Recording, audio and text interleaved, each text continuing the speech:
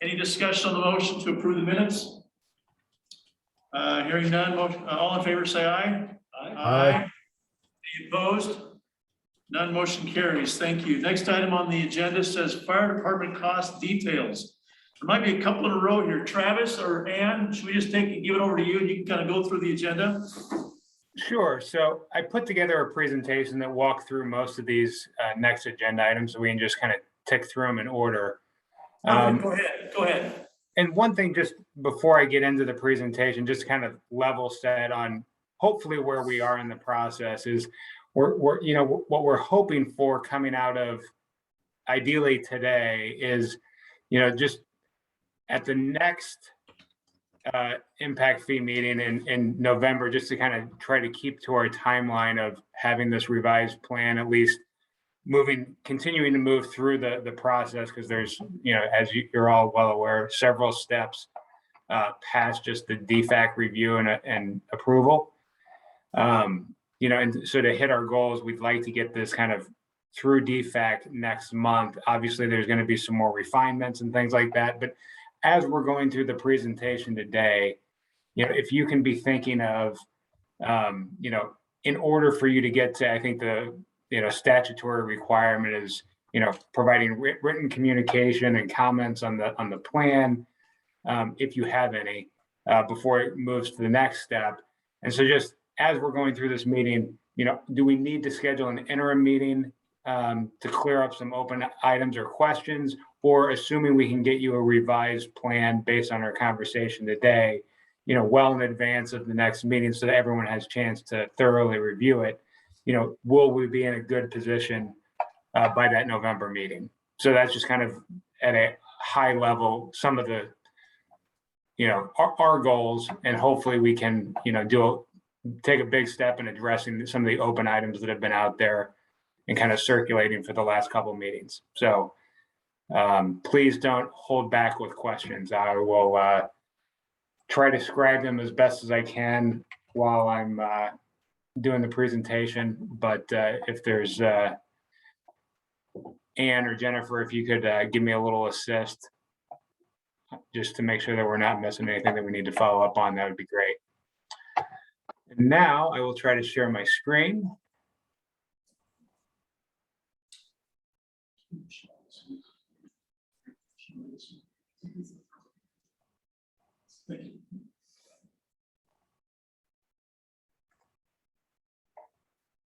I think this is it. Are you all seeing the presentation yet? Yes. Great. So as the agenda mentioned, we're going to start with the fire costs. And sorry, still rearranging my screens here, apologies.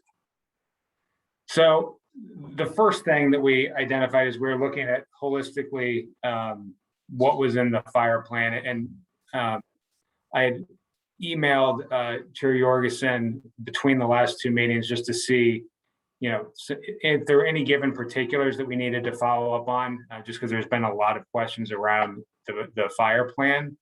And one of the, granted, one of the smaller items, but one of the things identified, the chair identified, was the need to understand engine costs. And so, there's a couple components here for why the costs are increasing. One is just, look, the manufacturer typically increases costs about 3 to 4% a year.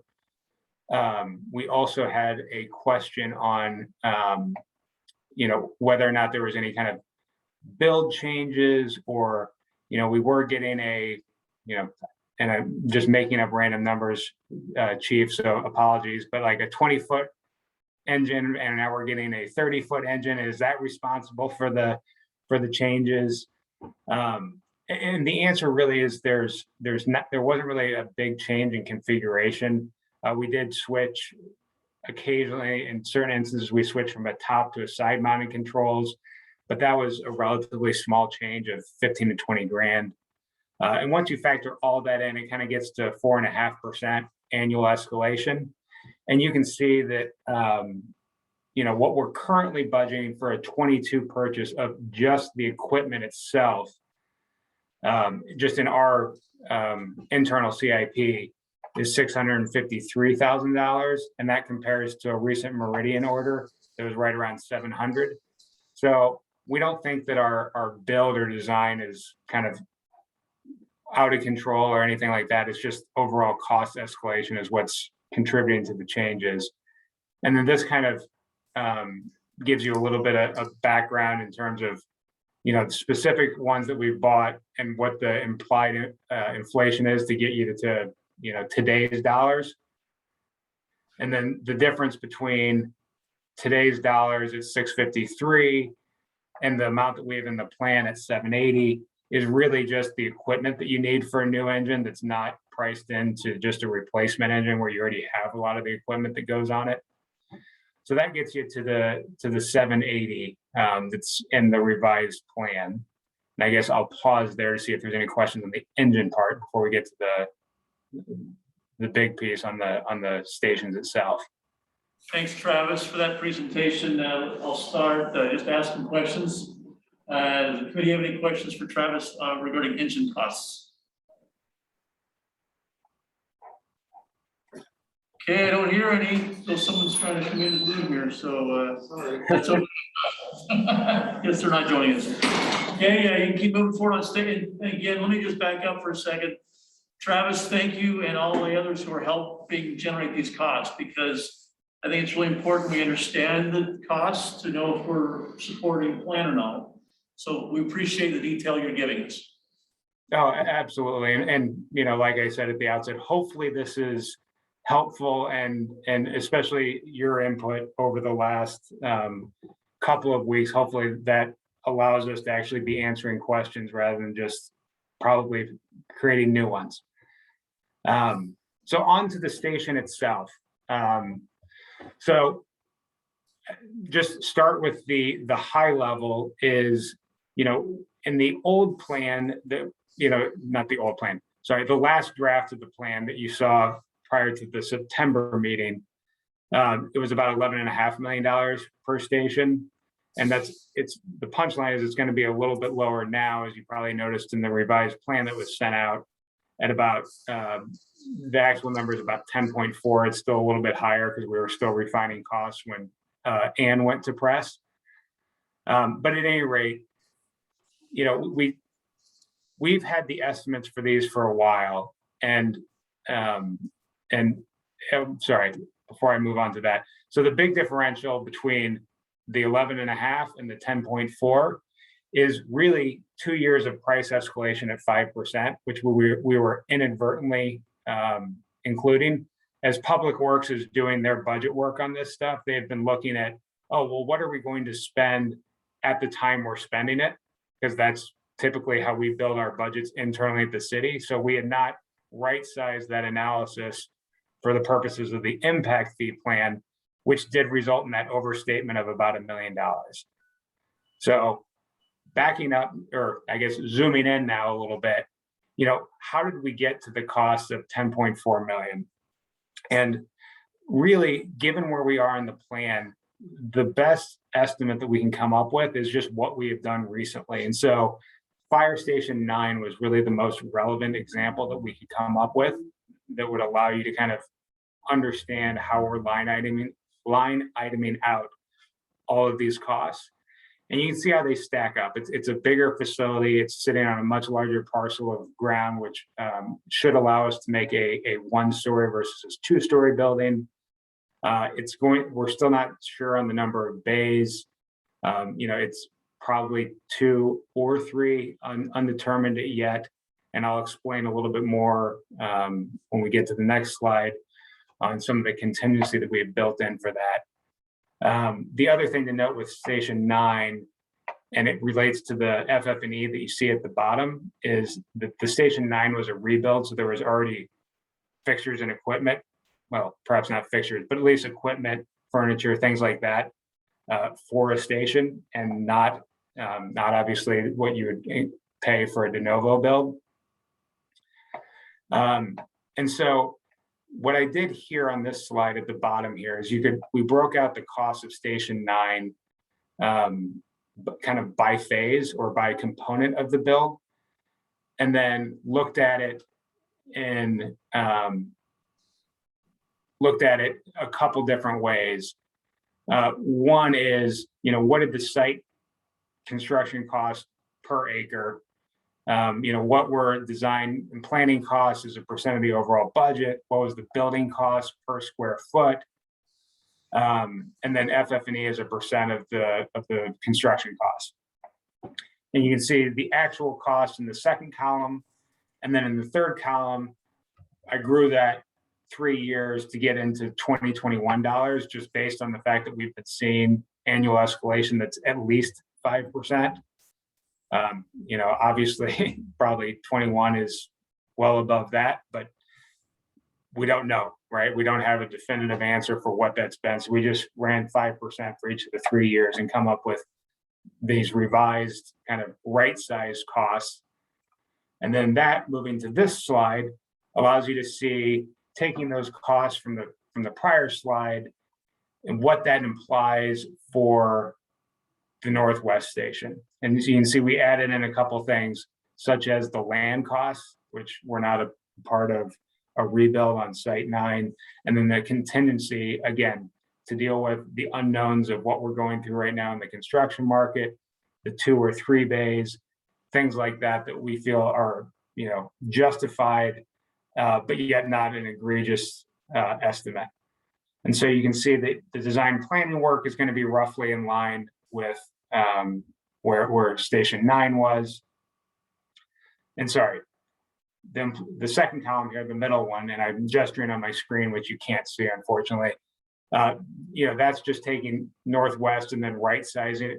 It's taking Station 9 and then right sizing it for the Northwest project. And then this box column is what we're actually estimating for our costs. So you take design planning, it's probably going to be in line with what Fire Station 9 was. You take site construction, it's probably going to be a little bit lower. Building construction is going to get you about $7 million, which is indeed higher, but that's building to a higher EUI standard, green building allowances, things like that are part of the way we're designing buildings in general, not necessarily just fire these days. FF&E, again, will be a little bit higher than just a right size.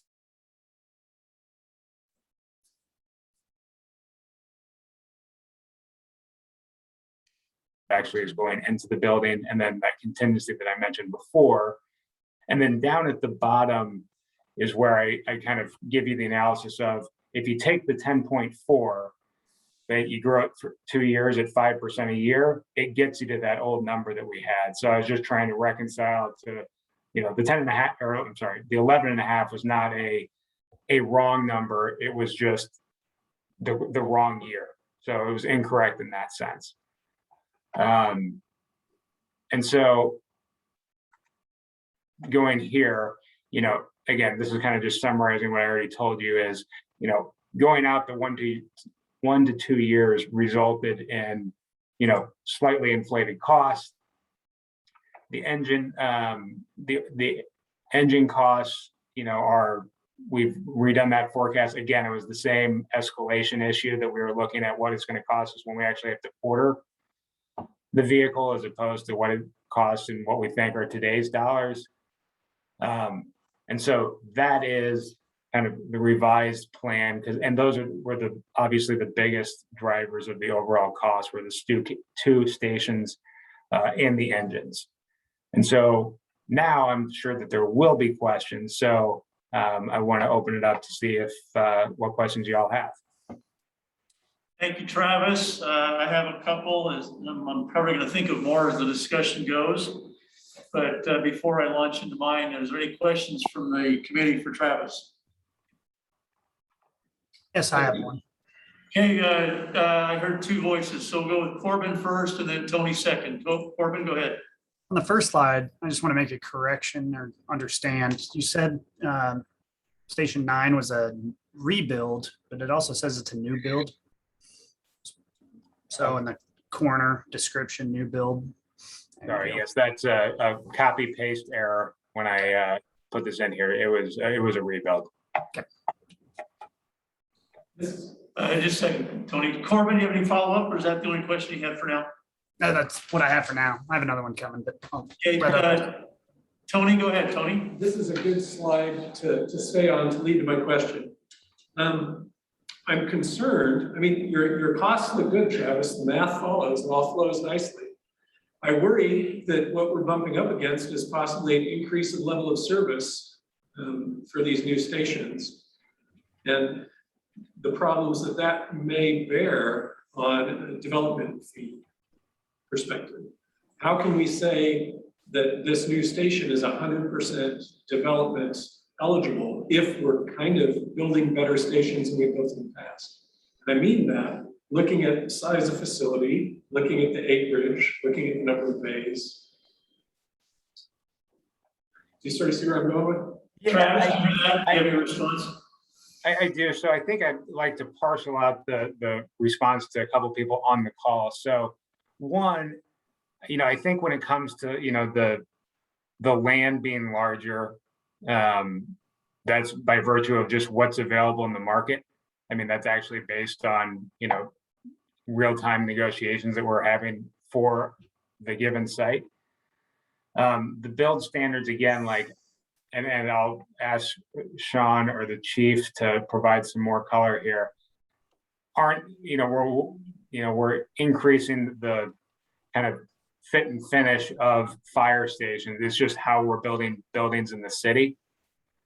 And then, I'd leave it to Ann about the allocation to growth relative to some other allocation. And so I guess maybe starting off with Sean or the chief, do you have any comments on those points? Yeah, thanks, Travis. I'll jump in first and talk about fire department operational building layout, and then Sean, I'll flip it over to you to talk about city code, energy code, green code, et cetera, and what that does to cost escalation and all that. So I guess it's afternoon. Good afternoon, everybody. Hi, how you doing, Dave? I would love, Dave, just to say, I'm part of the government, please trust me, but I know how that works. So we're going to cover this in detail. So let me talk first about acreage, right? So ideally, the ideal acreage size that I would look for is 1 to 1.5 acres. And let me tell you why. We've built fire stations in the past. I'm going to bring over my Meridian experience to this just because I had personal experience there and I'm getting personal experience here. But in a fire station acreage size that is too small, that prohibits our firefighters from being able to do some of the ongoing training that we want them doing every single day they're working. So our efficiency on a fire ground relies on our firefighters training all the time. Meaning they don't get to just train every month, but it's every day. And so when we have enough acreage where we can actually deploy a hose line, we can run ladders, we can do some of those things, that continues to keep our firefighters trained. Now, you might ask, you got that beautiful training ground? And yes, we do. It's gorgeous. And we do send our crews down there for their monthly training where we're doing company training, meaning we bring 3 engines, the battalion chief, a ladder truck down to do joint company training that's essential and required. But they also have daily training that they have to do. And we don't want to send them down to that training grounds all the time to do that daily training because then we're pulling them out of their response area. So that's just an overview on size of lot, if you will. But to Travis's point, it is somewhat dependent on what's available as well in the area that we're looking at. We ran into that with Station 6 when I was in Meridian. We're running into that a little bit with the Northwest Station. So that's just size of acreage to answer any of those questions. On the blueprint or footprint size of a firehouse, and some escalations you might see in size. One, it does depend on how many bays we're going to put into that fire station. So there are some areas where 3 bays make complete sense. So I'll speak a little bit to the Northwest Station. We are going to not only have a fire engine in that station, but we'll have a brush truck and or a water tender in that station. And in the future could potentially house a battalion chief in that station because we have no command response anywhere close. So that is why you would look at potentially 3 bays in a station like that versus let's say the station on Overland, Station 8, where we house only an engine and an ambulance. That only needs 2 bays. So that's gonna affect the size of that footprint. And then going inside the firehouse itself, here's some changes that we've seen as far as size. We have learned over time that cancer and firefighters don't get along, even though we have high cancer rates in the fire service. One of those reasons is in the old days, we never had a dedicated room where they would take their bunker gear, their turnout gear, and go put it into a room with its own HVAC system to contain any off-gassing that was occurring from the smoke and all that after we went on a fire and washed our gear and put it in that room. We would literally hang it over the rafters inside the garage or the bay, in which we also had diesel fumes that were permeating through that bay. And we realized that's not really healthy for our firefighters. So we've added dedicated rooms for that. We've got a dedicated room for the workout area. We expect our firefighters to stay at a certain level of fitness, so they have a workout room. We have an EMS room where we store our EMS gear and equipment and supplies. We have a dedicated decon room, meaning if we have an employee or a firefighter that gets stuff in their eye and they got to go into a dedicated decon room and actually hose down before they walk into other areas of our building, we have that dedicated room. We try and build the right amount of bedrooms for the right amount of people. And this is probably a philosophical debate.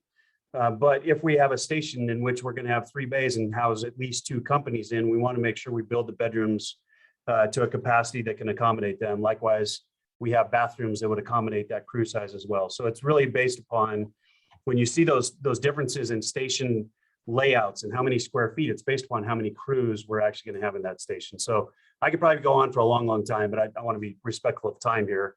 And Ann knows I could talk forever, so she's going to tell me to shut up pretty soon. So Sean, I'll turn it over to you. Just talk about code and energy code as far as cost and cost escalation. Yeah, that sounds good.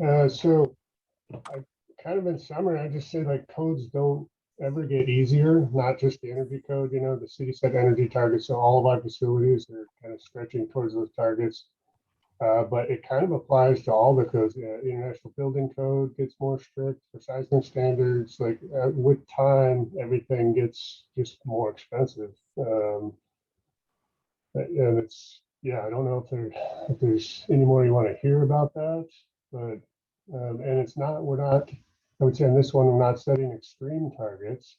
We're just incrementally trying to improve our energy use or reduce our energy use. Thanks. And then Ann, did you want to speak to the kind of the Tony's final point about what portion growth pays for, or maybe the answers that you just heard kind of obviate that part of it? I'm not sure. I need to go look up obviate first. But, I think the answer to the question about what is growth real proportional share is philosophical and left to the committee members to make a recommendation. These, as the chief has explained, these aren't the same kind of stations that we were building in the past, and there are reasons for doing that. This statute is not clear about whether or not the changes that we make in the scope of a station over time for a variety of reasons are to be or not to be collected by growth. So a very conservative approach might say that the energy standard portion of the increased cost is perhaps better borne by all taxpayers as a whole instead of growth, and that the core of the station construction costs would be appropriated to growth. But I think we see enough evidence in the practice that the state, whatever the station scope is what's recovered from impact fees. So I don't think there's a hard legal answer or a hard practical answer. Am I obviating anything yet? I think it really is a policy question for the committee. Thanks, Ann. Well, I have some comments. So Jill, I'll let Michael had his hand up first, if that's okay. Can Michael go first and Jill second? Okay. Thank you very much. Appreciate everybody's time. Travis, thank you for the information. Chief, thank you for your information. Was wondering if we could know the new Station 12 or proposed Station 12 location. And in conjunction with where it will, how far it'll be away from current Station 12. This is off of Highway 21. Because anybody doesn't know where we're talking about. And then follow-up question, second question is, what will decide if we get two or three bays? What will determine that as far as the number of bays? Because I think to Tony's point, number of bays increases the ability probably for an increased level of service if there's going to be a brush rig or a battalion chief in there. Yeah, great question, Michael. Let me address the bay question first, because I wasn't sure I understood your first one. So let me address the bay question first. And I would say at this point in time, it's not adding a new level of service. It is actually putting into those bays the things that we do today, right? So the number of bays is equivalent to the threat or the risk in that area that we're covering, right? So in the Northwest, let me just go to there because that's a station that we're talking about. We have a very strong foothill threat, as we just saw in the fire recently, in that northwest corner, right? But we also have commercial development along State Street and residential development going throughout State Street in that whole area. So we have really three primary threats along with the river. So I'll say four. So we have the river, we have foothills, we have residential, and we have commercial. And that's really what we're covering out of that station. So a fire engine makes complete sense to cover the commercial residential threat that we have. Brush apparatus, whether that's a water tender or a brush truck, to cover the foothills threat, which is a service we provide today throughout the city. And then also to add the potential for a command response, which is also a service level that we provide today. And where that comes into play is, can we get a battalion chief or an incident commander on scene within about 12 minutes of the call? And it's based upon where they're stationed at and how quickly they can navigate through traffic, et cetera. So that's what determines two or three. It's really based on risk. So if I now compare against Overland Road Station 8, the example I gave before, that station does not have a direct foothills threat, doesn't really have a direct river threat. So really its prime function is EMS response and then protecting residential and commercial fires. That's why it's only 2 bays, and it houses an engine and an ambulance to hit the threats in that particular area. As far as the first question goes, the Station 12 one, I'm not, Michael, maybe repeat that because we don't have any station discussions really going on right now regarding Station 12. Maybe I misunderstood your question. This Northwest station, sorry, are we not talking about replacing Station 12? Or is this a new station that will be added into? Are we just adding a new station? We're not replacing a station? Yeah, so this is station in the Northwest, which will end up being Station 13. And that is going into the northwest corner of our city, whereas Station 12 is way out Highway 21. Oh, okay. All that. I'm sorry. So, yeah, this is a new station. Do we know where that parcel will be? Sorry. I can, but I can't share that with you yet because we're still in negotiations on land. So hopefully very shortly that'll be a public announcement, but I'm not there yet. All right. Thank you. Yep. Hey, Jill, your turn. So I've been fairly quiet during these discussions about the costs, and I appreciate everyone on the committee's desire to make sure that we're holding everyone accountable to, to managing the costs. My feeling is that there has been more than enough justification for what they're proposing, and that estimating high, given our current construction and other, you just never know what you're not going to be able to get. And so sometimes you have to pay more for things because you have to get the more expensive one because that's the one that's available. So having high estimates to me seems prudent. And I also think, given our growth, I'm a realtor, I get calls every single day, people moving here. We need to be able to get ahead of that a little bit. And so, saving $200,000 and then 3 years from now, we have to do something different to grow or put another fire station somewhere because we didn't plan for enough growth, seems silly. So it feels a little bit like we're just kind of nickel and diming and asking for, and to be honest, sort of, to be blunt, I think, just wanting to hear yourself talk. So I think we're being, I think they've presented plenty of evidence, and I believe we should move forward with this plan. Thanks. Okay, Jill, thanks for your comments. Do you have any questions or just a comment? I'm ready to move on and let these people have their money. I'm not, because I have questions, so I'm gonna have to ask my questions now. First of all, I agree with what Jill is saying about cost increases. I totally understand that. My primary concern is how much should growth pay for? Level of service is an important factor in this equation. So is cost. And so I absolutely appreciate all the effort that's gone into showing us what the costs have been, because we need to know, in order to get behind this plan, we have to know what the costs are going to be. Having said that, I do see a couple of line items. Maybe I'll point to one that talked about, maybe it's the next slide, green energy efficiency. I'm pretty confident green energy efficiency has nothing to do with growth. And so in a spirit of being equally blunt, can someone please explain to me why new growth is paying for green building standards?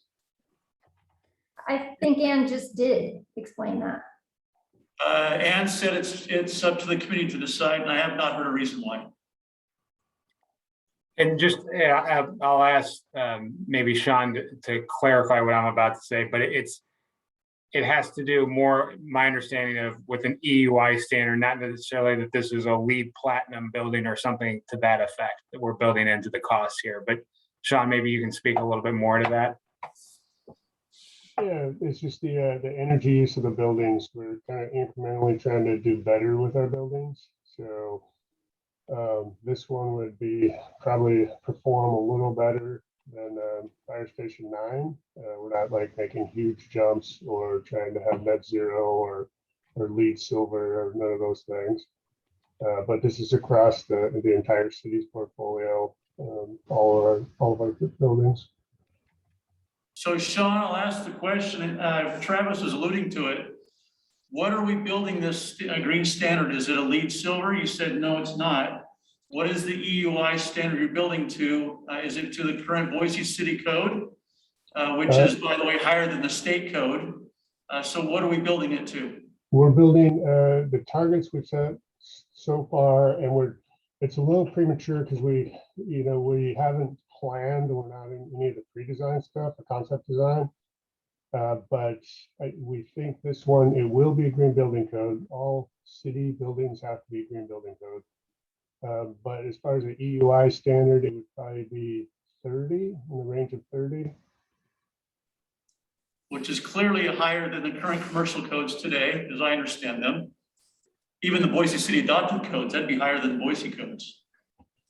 I'm not sure. I would expect probably be a little higher than green building code doesn't really set EUI standards. It's more of a overall performance, environmental performance of the building.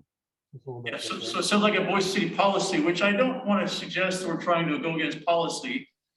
It just sounds like if we're increasing level of service, all taxpayers should pay for some of that, not growth pay for all of that. That's my point. Well, all taxpayers would pay for higher energy costs over the life of the building. We're talking about impact fees, I think, Jill. It's not the ongoing expense of the building. Is that correct? Right, but if we're talking about where are we placing the cost, it's which cost. And I think the other thing is how much money are we talking about here? What's the difference between a not, just like a standard building and a green building? Or are we just getting hung up on the green building aspect of this? No, I see a cursor pointing to a line item of 6.1 million versus 7 million. I may be wrong, but I see $900,000 difference there. Yeah, the number is right around 800. And again, as Sean was saying, like, we're in pre-design So I think all these numbers are fairly preliminary, hence why you also see a contingency down at the bottom. Just there's a lot of unknowns given where we are in the process right now. Sure. And the other, I think I understand, right? We've done this in the past, but typically we establish, and I appreciate what you've done here, Travis, is base these dollars on current today dollars, 2021 dollars. Yes. And then we have an ongoing escalator in the impact fees every year also to help cover the cost of the ongoing construction increases cost too. And so Yes. by the time you actually get the building, you'll have a higher fee a couple of years down the road as well. Yeah, and to be clear, the contingency isn't for these annual escalators. They're more related to the number of bays question, and some of the other things that have yet to be sorted out, just given where we are in planning, as opposed to saying we're trying to capture annual inflation, as opposed to, some of the things for example, that could be maybe considered part of that inflation number that would be captured in a contingency, right? Is you can't get X anymore. Like what we saw in lumber, right? So when you go to actually build the station, just costs are wildly higher, even though it never showed up in any annual inflation number. Right. So again, I'm not trying to double dip, and that was the problem before, is we effectively were unintentionally doing that by inflating the cost and then having the annual escalators and fees every year. And that's very helpful. And Jill, I'll come back to you in a second, but I just want to make one more reference. And that is that second bullet about Meridian Research to build a station at $656 per square foot this year in 2021, where Boise's estimates are going to be 10% higher. I think that's an interesting indicator of maybe how much growth should pay for versus the general fee payer. So that's just a thought. Jill, I'll let you go, and then Corbin next. I guess I don't understand what you mean by that indicates what growth should pay for. I'll just maybe clarify what I think I've been seeing through the numbers here.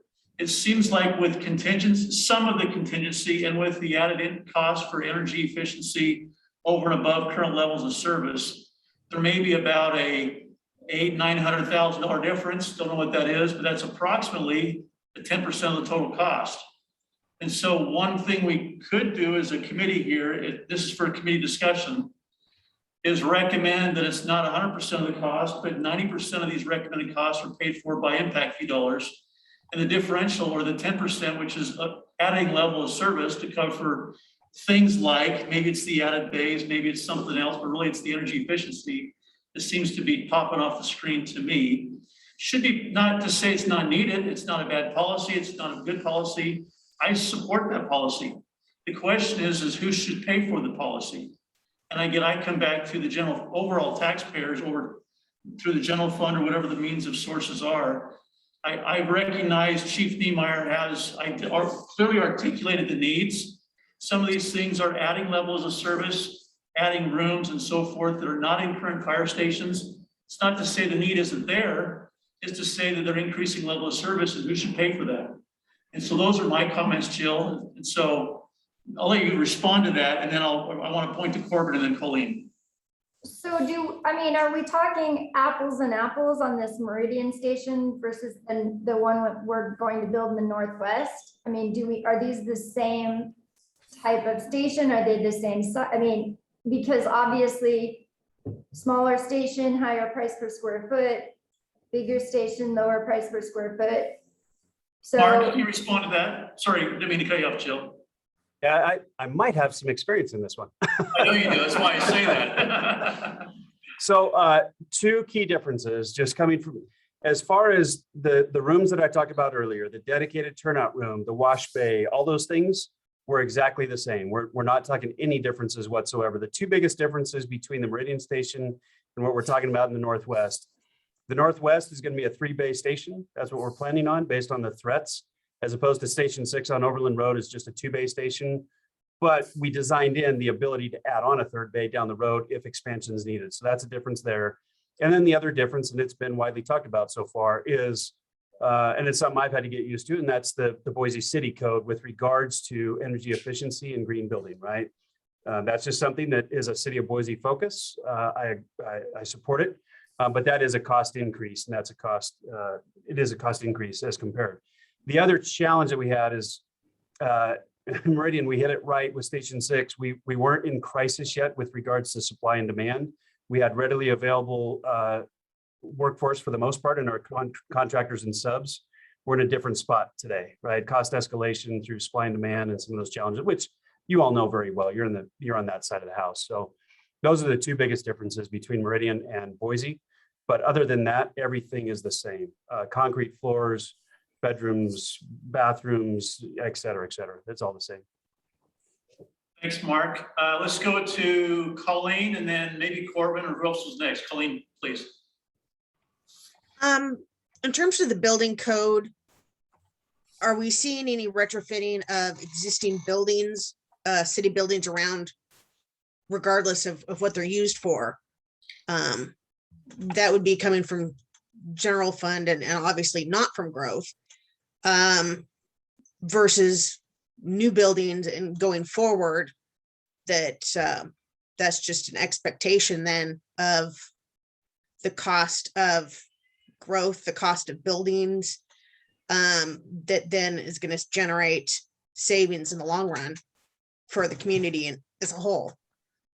I can answer that one too, Dave. The answer is yes. We're doing a remodel on Station 6 right now. That's the one on Franklin Road, right by Cole Road, right in front of Bishop Kelly. And yes, we're incorporating all those changes into that fire station. When we're done with that one, Station 5 is next. It's our oldest station. That's going to be a tear down, remodel, rebuild. And that will incorporate all the new codes into it as well. And obviously those aren't coming from growth, Right. Fees. So. Good point, Colleen. Thank you. Look at my screen. Oh, go ahead, Travis. You had a response? Sorry, the only thing I was gonna say to add on to the chief's comment is just how expensive those after the fact upgrades are Sure. versus address it up front. And it's, Colleen, to your point, well, this wasn't your point. It's cheaper up front to do it, but then in the long run, you're also saving money there. So. Okay, Corbin, you had a question? Yeah, this really is a question of precedence. So this is the first time I've ever heard us talking about the cost of green building versus not. We just built a police station, which I'm sure incorporated green costs, and that wasn't brought up then. And so the question would be, have we used growth fund, impact fund to pay for these green building costs previously? I would imagine we have. I would like to know that answer. And if so, there we go. We shouldn't have to think about this again moving forward if we've done it present. Now we're having this discussion, but next time this comes up, we know that we'll use impact fees for it on a new building. Is there a response to that, Travis? Unfortunately, I don't have enough because there hasn't been an impact fee funded. Well, actually, that's not true. That's not true. The micro district. So, Corbin, to your point, absolutely yes. Yeah, the police. Yes. Thank you. Colleen, you had a comment? Your hand's still raised? Oh, okay. Jill, your hand's raised.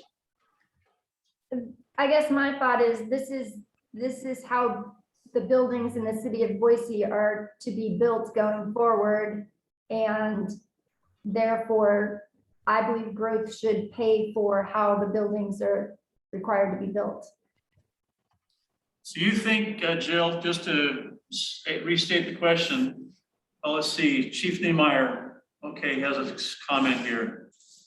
Okay, before we further debate that, anybody have any further questions for the chief? He has to leave here in a few minutes. Apologize, Dave. I do have a 1 o'clock command staff meeting I got to go into. Yeah, we don't want to lose you. So anybody have a question for the chief? If not, we'll keep moving on this discussion with Jill. Okay, I don't hear any. Chief, thanks for hanging on as long as you have. Appreciate it. Thank you all. Jill, I appreciate the question. I'm not there. I recognize these nickels and dimes, this $15,000, $20,000. Travis had identified one earlier. Ladder trucks are a little bit differently articulated. We could squeal about dollars and pennies all the time, but when we're talking $800,000, $900,000 differences, I think that's worthy of the discussion. And I'm not in favor of growth paying for that kind of increase. Tony has a comment, and then Jill, if you have a follow-up. Dave, I found myself in agreement with you up until Colleen's question. I thought she had a great question in terms of retrofitting buildings. Because if we are retrofitting buildings with general city funds to meet these same standards, then I don't think it necessarily is a level of service increase to build a new building to that standard. Okay. So I find myself following Jill's camp. So I follow back to, it's not a matter of do you build the building to that standard or not? Who's paying for it? Right. I think we've all heard very well explained from the chief. You have added rooms, you have other things that are of need, which again are probably increasing level of service, but it's not to say it's not needed. And so I appreciate that level of comment and support. 2 bays, 3 bays, we still don't even know that. But maybe I'm trying to defend all the fee payers out there, but I think it's pretty easily defensible to say that it's okay to have these costs, but growth shouldn't pay for all of those that are adding level of service. The city can pay for those, and then the growth pays for its maintaining level of service. Do Jill, we, you want to say? yeah, do we have a choice? Do they have a choice? Can they build without these green standards? You know what? I'll try to answer that. And Travis, please jump in. My guess is they do not have a choice because it's policy. The city adopted green energy standards, green energy codes, and so they're building to the standards. But I also am very comfortable to say I know the building codes fairly well. I sat on the state building code board subcommittee. They helped draft the recommendations to the state code board, who then was adopted by the state legislature. Well, sort of. That's another discussion. But then each city adopted those codes, and I know where Boise sits on them. There's the residential code of this, and there's a commercial code. This falls under the commercial code, which I know a little bit less about, but I know quite a bit about it. They talked about the EUI, the energy standards, green building standards. What was the gentleman's name? I don't see him up on the, Sean said 30 is the EUI number. 30 is not that's not the standard. 30 is a different number. The lower the number, the higher energy efficiency, meaning you drive to zero is net zero, is kind of the concept. And 30 is lower than the commercial standard. And so that tells me they're going to build it to a higher standard than what even the Boise City Code requires for commercial buildings. So again, I struggle with having growth pay for something that's a higher standard. Maybe we'll go there in the future. Well, I feel like you Growth pay for that.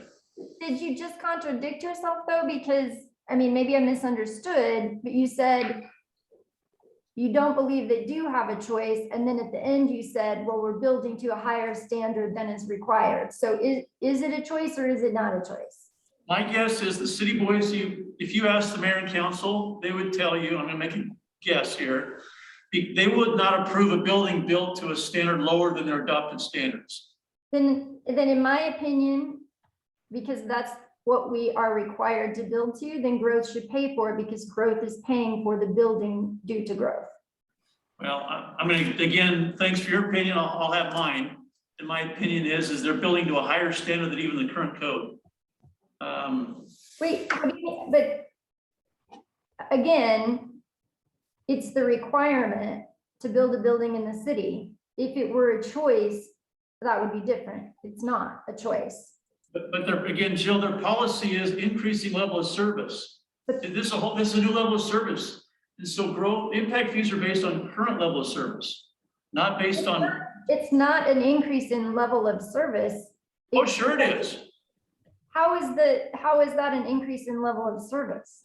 Well, I just saw in the map here, building construction costs increases almost $900,000 difference just because the energy efficiency is an added level of service that they don't have today. It's what's required by the city though. So there's not a choice. If it was an increase in, because it's a choice, like that we can choose to build one building or another building, but it's not a choice. Well, you and I are not going to agree on this, Jill, but I see it very clearly that this is increasing level of service. And if the city wants to do it, they can, but growth should not pay for all of it. Oh, I disagree. Again, we're going to disagree, and I'm going to vote against a motion that says such. Okay, further discussion on this? Sorry, just one last thing. And this is just a point of clarification, not to belabor the point, but Sean, is the code applicable to city-owned and built buildings versus like if you were just a private individual building a commercial building? Can you clarify to what code we're building and if we are exceeding those?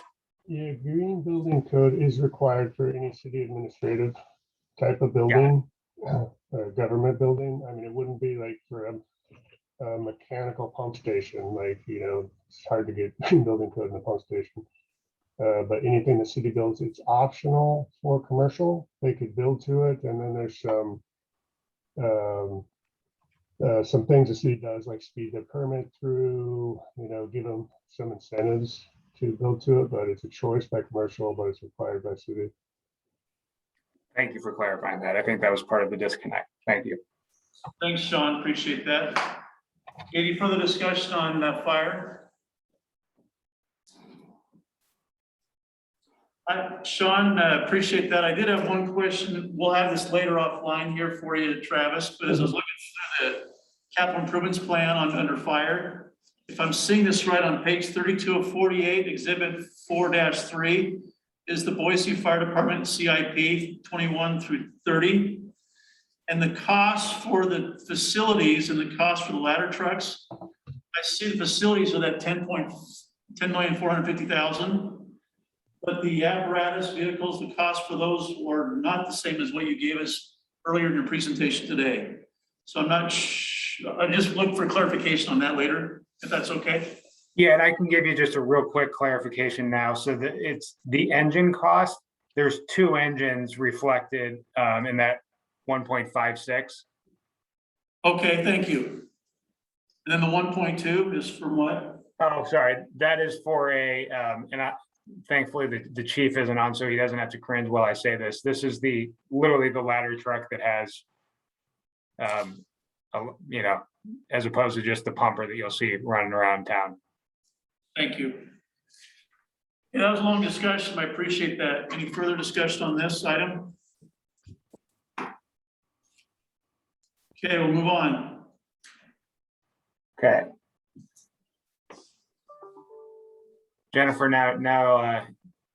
if there's any questions, hopefully you can address them, but there's 2 changes that were in the file that was sent out by Chloe, and sorry, I'm just getting my notes. And so the Franklin bids came in $225,000 over budget, and that's a current fiscal 22 project that we are just getting going. So it's literally the bids just came in. And if you include a small contingency just to deal with the other parts of the project for which we don't necessarily have a bid on yet, we're asking for a $280,000 increase to that project, which would take the total impact fees for the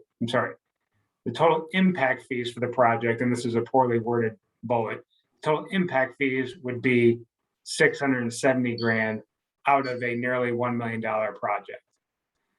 The other overage that we're seeing is on Molinar Park. And here there's a combination of, there was an overage that we had addressed with city council separately already that drove the cost to 1.55. Distinct from that is what I would call a computational error on my part, which was we were only reflecting somehow for a long time, we had only been assuming that 400,000 was going to come from impact fee funds because the fund balance was so low. And so we continued to run with that for Molinar as the total impact fee cost, regardless of what the old plan said. We just knew that we didn't have the funds, and so the capital fund was going to have to cover that shortfall. However, in looking at it again, just to continue that point, and so since this was a 21 project that is no longer reflected in the new plan, the only place where this cost was being picked up was in the impact fee fund balance for that particular planning area. And so only 400 was being reflected in that closing balance that Ann was using to adjust what we need to collect over the next 10 years. And so adjusting for the full project cost it would be 1.55, like I just said. However, the original park plan, again, when the Molinar project, under which the Molinar Park project fell, again, so the 2016 plan, that called for the 1.1 million of funding. So we're not suggesting that the full 1.5 is being paid for by impact fees. We're suggesting we just revert to what that original plan was, which loses some of the escalation. But maybe it can be a goodwill gesture on some of the fire costs that we were just talking about. So that's the other change to the park plan. And I would pause there for questions, comments, and hopefully we can put Jennifer in the hot seat for a second. Okay, thank you, Travis. Jennifer, you can add anything? Nothing further to add, Jennifer? Okay, any questions on this item for the parks from the committee? I don't see any hands. Any hands raised? I don't see any. Dave, I have a question. Go ahead, Michael. Hey, sorry, Travis, just to confirm, are you saying that we would revert back and would there be some amenities that Molinar Park would not receive as a result of this change? Jennifer, you'd like to respond? Ms. Tomlinson, please. Thank you. So this amount will not fully build out the master plan for Molinar Park. We are still absent a skate park, football facilities, and a couple of other items. So I think what the thinking is that this will cover everything that we have under construction up to this point. And then the next impact fee plan, we would look at picking up the additional amenities. Thank you. Does that answer your question, Michael? Yes, although I wonder if the same logic applies to building parks as it does fire stations. Does it make more sense to do it all at once and get it all done versus come back and revisit something that's finished and then add to it later on down the road? I don't know if that's a question or if that's just a statement. If Jennifer, Travis, or Ann have thoughts on that. Jennifer? So I have strong opinions on the topic, and mostly that it makes sense to build it all out at once. Travis disagrees with me. So, because they're expensive, they really are. Well, yeah, you're putting grass in and tearing it out and put it in a second time. That's the efficiency part. It is. But it's also how soon can you collect the dollars to actually spend them too, right? Yeah. I'll answer for you, Travis. Thank you. That was my best answer that I've given today then. Having served on this committee and been an outside watcher of this committee for many years, the Parks Department has debated that exact issue for a long time. So thanks for your answer. Okay, any other questions for the parks? Okay, move on. Okay, in the interest of time, and I don't know what people look like in terms of time constraint, but I'll try to breeze through this, but put your hand up and I can slow down on any of this. So we had talked back in August about the chair had brought up, are we going to be collecting enough fees based on the size ranges that we use for our graduated system of impact fee assessment? With the smaller, the 700 square foot being a different number of people and a different charge than the larger homes. And so the punchline was, based on our existing persons per household assumption, we would have actually been missing, and regardless of size category, we would have been under collecting by a pretty substantial margin of about a third. And the interesting thing is that the big driver here, and Chair, this goes a little bit to the email exchange that we had, which was, the interesting thing is that so many of our permits, and look, this is a 1-year sample that is all we can get because of our switch from one system to another. For our building permit fee or building permit application. But at any rate, what we can see in the last year is that half of our building permits are under 1,400 square feet. And so that's obviously not a lot of single family homes. That could be a 1 year, somewhat statistical anomaly because a large project or two downtown multifamily was thrown in there. And so it skewed, 300 units being artificially small, as it were. But regardless, we looked at, can you vary the size and does that allow you to fully collect fees? And that really wasn't the problem. And then we also looked at the other thing that was mentioned in the September meeting, which was, the fact that we have less than a person in an ADU, which, didn't make a ton of sense. And then the other thing that I have at the bottom of the page here is you can see, like, if you look at like the average square feet of the permits that are being pulled in these size ranges, you have this thing where you have more square feet per person in an ADU than in the next size range up, which maybe that's true. It just seems like an oddity. And then this mostly just recaps what I already said, so I'll mostly skip it. Outside of the punchline is, so what if we looked at it instead as saying there's a minimum of one person per home, and then you keep the square foot per person constant. And so where that would get you is, we would be estimating full collection on impact fees. Again, given the methodology that we use, it's not going to be precise, but ballpark was way closer than being a short by 30%. This approach would also address that one person per household or less than one person per household. So you set one as the minimum in a dwelling, so the 700 square foot. And so every additional 700 square foot gets you another person. So it keeps the square footage per person constant based on the maximum size in that category. The exception to that is on the over 3,200 square feet.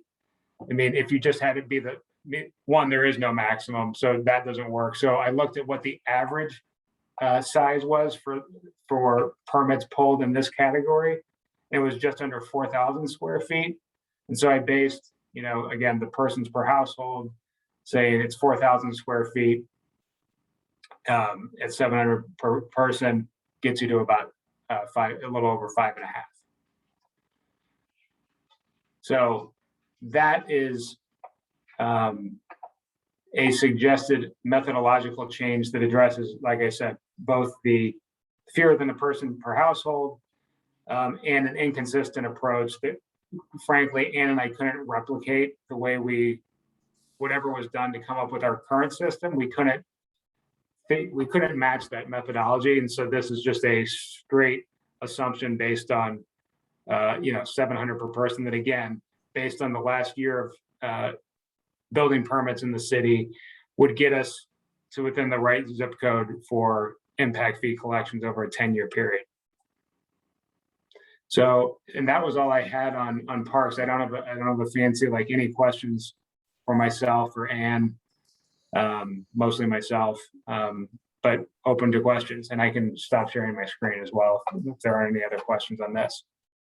Travis, thanks for sharing that. I probably struggle with this last slide because it doesn't match some of the actual survey data that we know. You and I had some discussion back and forth. And I guess probably what I have is a question for the general committee. Do we want to stick with this recommended methodology as on a splitting up by a square footage basis? As you mentioned, and it's actually been true for a couple of years now, and the trend looks to be the same this year, of quite a few, I want to say half, but actually more than half of the building permits are multifamily in the city of Boise versus single family product. So my question then to the committee is, do we want to go and still drill down this level of detail and split it up on different quintiles of square footages, or change those numbers in any way? And then before I go there, I'll just stop before I ask another question. Tony first. Dave, Travis, I'm a fan of this methodology. I like the simplicity of it. I like the consistency in square feet per persons. I don't think it winds us up too far away from the numbers we had previously in those spots. And just for the ease of explication and fairness, I'm a fan of this new method. Okay, thank you. Travis, I had shared with you, and I don't know if maybe for next time, maybe interim, meaning like in the next few days, you could probably recreate this table. But there was a study that I pulled some information from the National Association of Home Builders. I got the email here. They contacted, there's an American Housing Survey of 2019, where it actually has a number of people per household by square footage ranges. And so I'm wondering if we can use that actual data, not an assumed 700 feet per person, because that's 5.62 is not accurate. There's not 5.62 people. It is too high. That's correct. And so it would scale, but not scale that big, is my point. Would the committee be open to getting that more accurate data into a table and then open for having that as an actual way to drive the data? Jill first and Corbin. What do cities typically do? Ann, you want to answer that one, or Travis? And can answer it, she has the firsthand experience. Yeah, she does across the state, yeah. Let me find myself again. I'm lost. Can you hear me? We'll try that. Yes, we can hear you, yeah. Meridian and Boise are the only two cities who break it out by the size of the unit in Idaho. It is, of course, always done that way for streets, but for parks, it generally is not.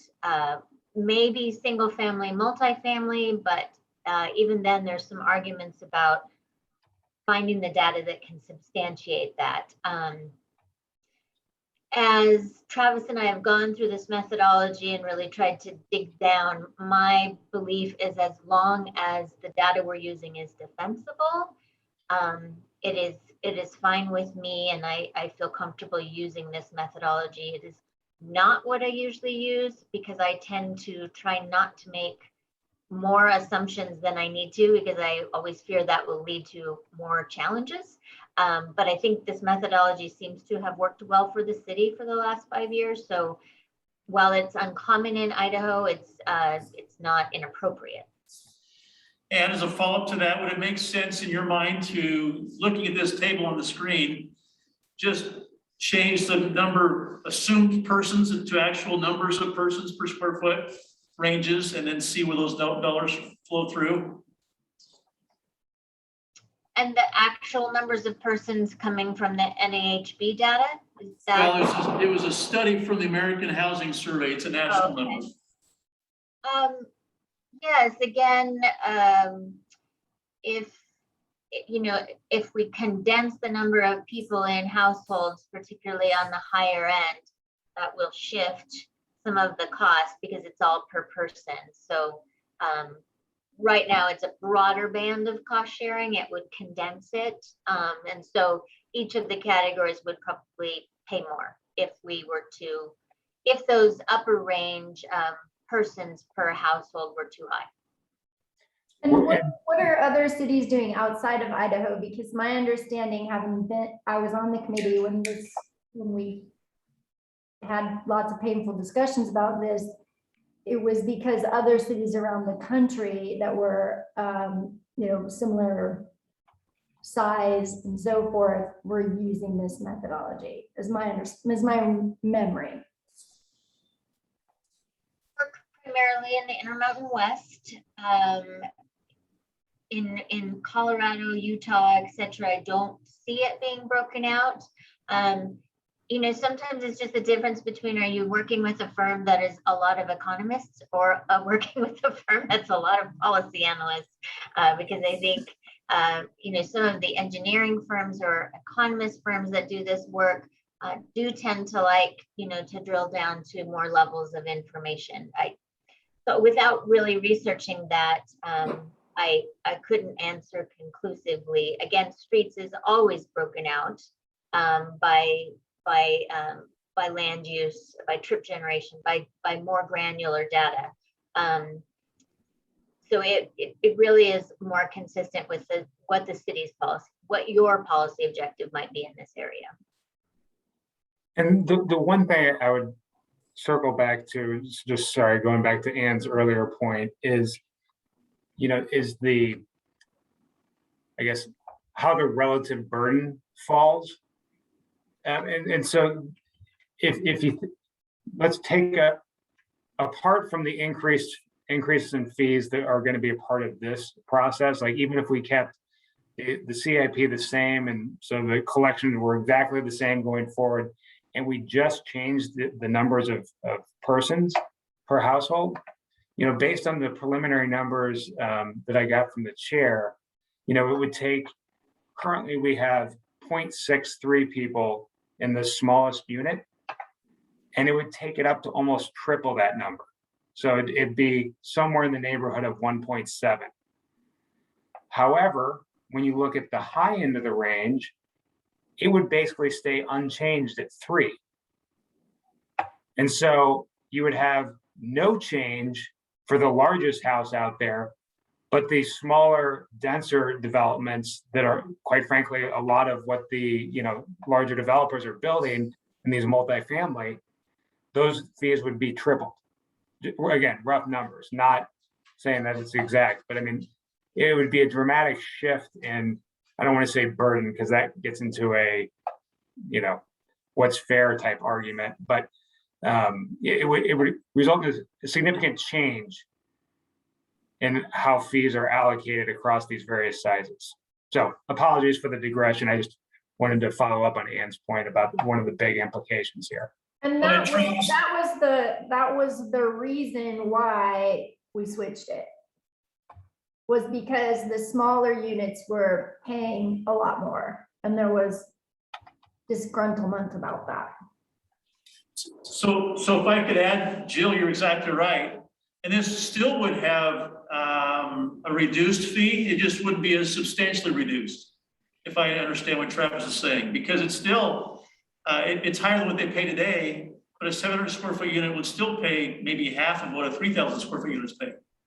So, right. So exactly right. So today, just based on the persons per household, it's roughly, a fifth that, so a 3,200 square foot place is going to pay 5 times as much under our current methodology.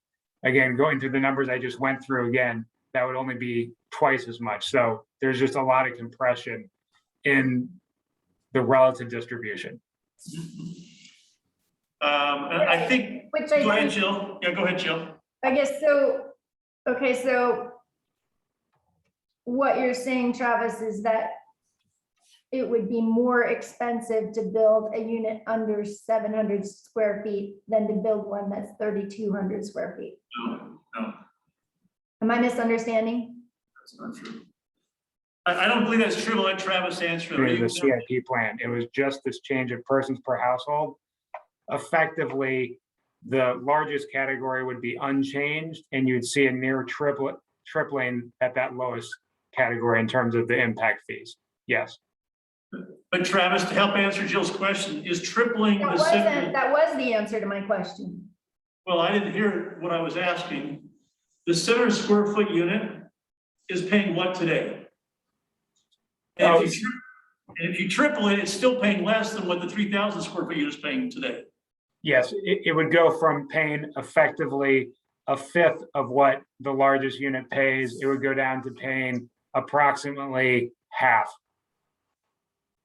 Yeah, of what And that was the motivation was to make it more equitable. I mean, to make it not so expensive to build smaller units. Right. Yep. And I guess From an impact fee perspective. Yeah, I'm going to argue for an hour and choose not to right now, because I know the numbers very clearly. The under 700 square foot units have been subsidized. I'll just say it that way. And they maybe been over subsidized. We can maybe make it right this time. Well, we go back to what the data was before we made the change, because there was a lot of people were disgruntled in your community, the builder community were disgruntled because of how much more impact fees they were paying for smaller units. Yep, and it's still substantially less than a bigger builder's paying. You're right. Right, but it was not, they didn't feel it was proportional. Yeah, they were subsidized, Jill. Okay, any other hands? So are you talking about before or now? Subsidized. Travis, can you go back one slide, please? Sure. Well, This maybe one? that one, yeah, thank you. I'm talking about before we made this change, before we made the change to the current system. Before you were on the committee. So before I was on the committee, the fee was the same for all households, correct, Jill? I'm not sure. I don't remember, but what I remember was that they were cranky about it being as expensive from an impact fee perspective to build a 700 square foot unit as it was to build a 3,200 square foot unit. So Jennifer, I just kind of overheard you, but I think you said that the split before was only one split. It was 800 square feet above or below. Is that correct? And then there was the healthy discussion, which I was a part of, and all the members of the council, Mary Ann Jordan, others, they're the ones who drove this split into this many categories in working with Tanya to get to this number here. So the number before was split 800 square feet above and below is what you remember. Okay. I thought there were more categories than that, but there weren't as many as there are now, but Jennifer probably remembers better. Okay. I don't see the names up there. Can you click on that, Chloe? Trying to run this and ask questions at the same time. Anybody else have their hand up? I guess my question would be, Dave, is your community going to squawk if we change it so that it's so much more on these smaller units than it was before? Jill, that's a great question. And when you say my community, The builder community, that's the community Yeah. representing on this committee, correct? so that's correct. And there's really multiple committees, community. You have the multifamily builders and you have the single family builders. There's two different groups. And there's now a trend more towards the townhome product, the attached products. So kind of in that 700 to 1,400 square foot range. They'd be the category 2, maybe 3, which is why, as Travis identified, half or more than half of all the buildings being built in Boise are on the bottom half of this category. Travis, you provided some numbers to me just earlier today, and it's a snapshot in time. We need to see if we can clarify it. But there's very few buildings, permits being pulled in those last two categories because that's where all the demand is. That's where the city's pushing is higher densities. So I guess, Jill, I'm coming at it from more than one perspective. One is I care deeply to make sure the numbers work for the city, work for this committee, to make sure that we're recommending numbers to the city that in the end of the day, in 1, 2, 5 years from now, they're actually collecting the fees they think they're going to collect to pay for the things that are in the budget. Because if we have these categories split out in the wrong way, then all of a sudden we have all these homes and units over here in the 700 or 1,000 square foot, but we're not collecting enough. And so at the end of the day, we won't even have enough for the fire stations in 2 years, 3 years from now, because we Yeah, collected. we won't be able to afford those. We won't be able to afford those green building standards. That's right, let alone the actual building to meet the code. You're right. And so my concern is making sure the math works all the way through. Really, that's where I'm coming from. Now, the second question you asked, will the building community squawk? They're gonna squawk at any of these increases, Jill. These are big increases. I'm just being bold and frank. But that's why I want to ask all these questions, because it needs to be defensible to the fee payer. And I don't care if it's the apartment builder or the 4,000 square foot custom home builder. It doesn't matter who. It needs to be defensible to all builders involved. And that's where I look at it. So if we were worried about the less than one person, so 0.63, if we go to the next slide, Sorry. Whoops. yeah, that one. Are we not worried about 3.57 or 5.62? Well, I'm really worried about 5.62 and 4.5, yeah. I just mean from the perspective of it's not a whole person. That was our concern with the under a person, right? So I guess it's like we solved the problem with the under 700 square feet. Are these like children? They're like half a person?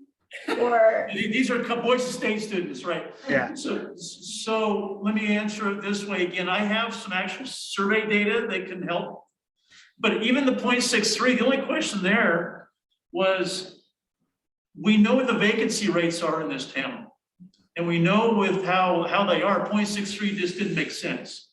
And so the other numbers might be actually pretty close. It's the 0.63 that was the concern.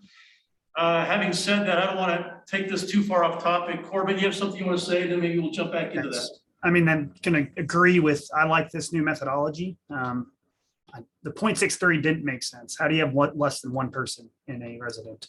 well, how do you have I think- less than 4? Well, at some point you have an average. There's 4 in one house, 5 in another. That's That's right. 4.5. How do you have 0 and 1? The vacancy rates.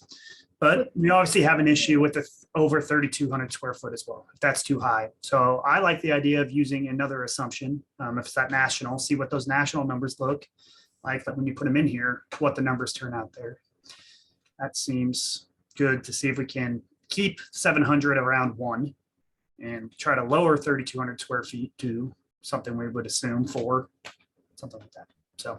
And I agree, Dave. I like consistency. I like defensibility. I like a standard method of looking at that. You know, it's just what is going to be that standard, and you know, what resources are we going to utilize, and is that going to be something we can utilize over time? Jill, I appreciate that. Let me follow up with Travis. Do you have the old numbers? If not, I do probably have the old in my archive numbers of people per unit. Do you still have that from the old methodology? And I have a hard stop at 1:30. I have an appointment at 1:30. Yeah, and Corbin does too. So we're about done here. Thanks. And all I have are the numbers that we have assumed in the study from 16. Which is, Okay. I wasn't able to recreate that methodology that got us to how we calculated it. I just know what the numbers were. So sorry. That's okay. That's helpful. Corbin, you have another follow-up? Sorry, no, I didn't raise my hand. Lowered. Okay. All right. Anything else on this item? Actually, I do have one more thing. Going back to that 700 square foot, there was a talk about having to defend your numbers. I mean, that was something that people would look at and go, why was 700 chosen? You have to defend that pretty heavily. If we're using the national average of something and those numbers look right, at least you can point to something and go, wasn't our assumption, we got it from this national survey. Well, we'll have to go back in time to look at that. So I've been talking to Carl Miller at Compass, and I'm going to ask Carl if he has any data on this for our local region also. And I'll provide that to you, Travis, if I learn anything for you. That'd be great. Thank you. That's US Census data. That's actual hard data that we can share. And so that'd be great. Thank you. I just want to make sure, to Jill, your question, the whole committee, that's my sole goal, is to make sure we can defend these numbers to any fee pair of any category of price point or square footage of home. That's really what I'm trying to do for the committee. Okay, further questions for Travis on this? Okay, hearing none. Travis, anything else you have for presentation? No, I think just in terms of kind of how I led in, like, is there follow-up needed between now and the next meeting? And I'm not sure if Rob's still on, because I don't want to get into some sort of, where we're having non-public debate, but maybe it's just a quick check-in that we have. I can pull some numbers. It's going to take a little bit of time, Chair, as I was explaining to you, just on how we track the multifamily stuff. But, and kind of come back with a smorgasbord of options. Do we want to do this assumption based on the NAHB numbers? Do we want to do this maybe with some data that we get from Compass, some blend of the two that again is justifiable, from a consistent methodology? So maybe it makes sense to try to have that interim meeting to kind of get clearance on the approach that we're going to use for Ann's theoretically final draft of the plan. Travis, I'm just gonna add one piece, and based on the permit numbers, and you and I know you can go pull those numbers, but I can validate them with you based on the data that I've collected for the Home Building Association for years here. It may make sense for the committee's knowledge, it may make sense to consolidate those last two categories into one. And I say that because that's still only like 12% of the total. It's not even 20. And if you want to get closer to 20 or 25% to kind of get equivalent categories of collecting data, that just may make some sense to make sure the city's collecting the dollars they need. I can propose that for discussion at the next meeting if you would like. Yeah, and I can include that as, you know, one of the variety of options, just so we can kind of see them side by side. Sure. What does all this mean? Because the number of units, people per household is almost the same when you get up to that size home anyway. Right. Okay, this has been a great discussion, everybody. Jill and I are never going to agree on who gets paid for green buildings, and that's okay. We're still friends. That's all right. I'm just looking out for your grandchildren, Dave. Yeah, That's I'm looking out happening. for I'm gonna be gone. I shouldn't care. well, I'm looking out for my son who's trying to afford an apartment right now, so thank you. Corbin, go ahead. You have any? Oh, I just gotta direction? go. So yeah, it's. Okay, we're gonna wrap it up here with, I think there's a couple of pieces of direction. I did hear we're gonna have a little more consolidation around our discussion on these people per units, as well as maybe some just final recommendations. Is there any need for an interim meeting? I don't see it unless the committee wants it. I have to go right now. Okay, bye, Jill. Thank Bye. you. Okay, I didn't hear any direction, so we'll just provide information to you during the week, Travis, and then you can make presentation to us next month. Does that work for you? That works. That works. And just, you know, depending on how we come out on this persons per household, I mean, I guess the persons per household won't change any of the underlying cost assumptions that we've been spending most of our time discussing. It's just a matter of how those costs are divvied up. And so, yeah, I mean, I think we can come into the next meeting, again, give you here's the 5 options or however many there are. And, you know, based on that, which do you suggest, and are we fine moving forward? That's correct. Yeah, you got a $10 million fire station and everyone's got to pay their fair share to get to $10 million. I totally get it. Got it. Okay. So that's very helpful. Again, I'll be happy to do a little research, gathering data to help you in your analysis, Travis, so you can provide these alternatives to the committee next meeting. That'd be great. It's much appreciated. You're welcome. Any further discussion? I see committee updates on the agenda. I don't have any updates or any further updates, Chloe, for us. No.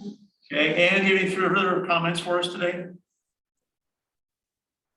Okay, I look for a motion to adjourn then. I move to adjourn. Tony's motion to adjourn, is there a second? I'd like to second that. Pauline, any further discussion? All in favor, say aye. Aye. Aye. Aye, motion carries. Thank you.